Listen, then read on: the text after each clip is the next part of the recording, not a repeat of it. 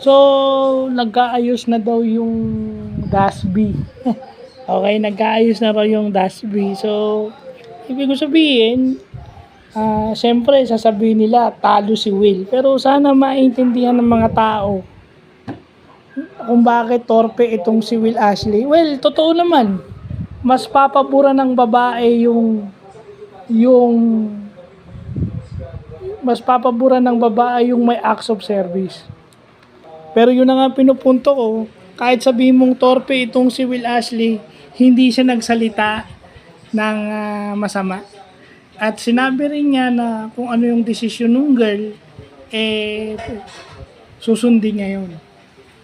So since baka eto probably nagdesisyon na itong si Batums o to si Bianca de Vera na for now, Dustin you.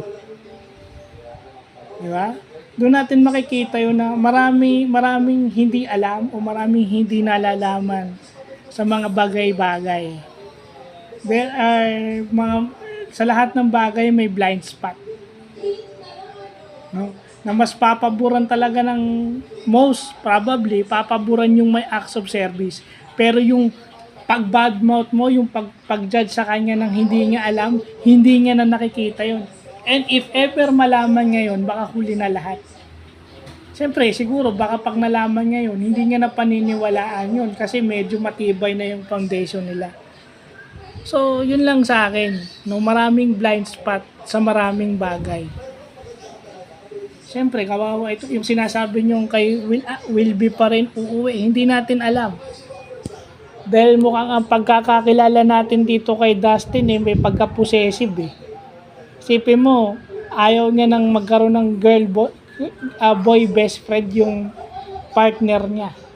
So, ibig sabihin, may insecurity siya sa sarili na siguro, if ever, pagtsatsagaan ni Batumbagal o ni Bianca dahil mahal niya na itong si Dustin.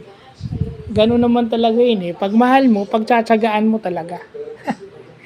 Well, yun yung bagay na dapat malaman natin. So, yun lang pa.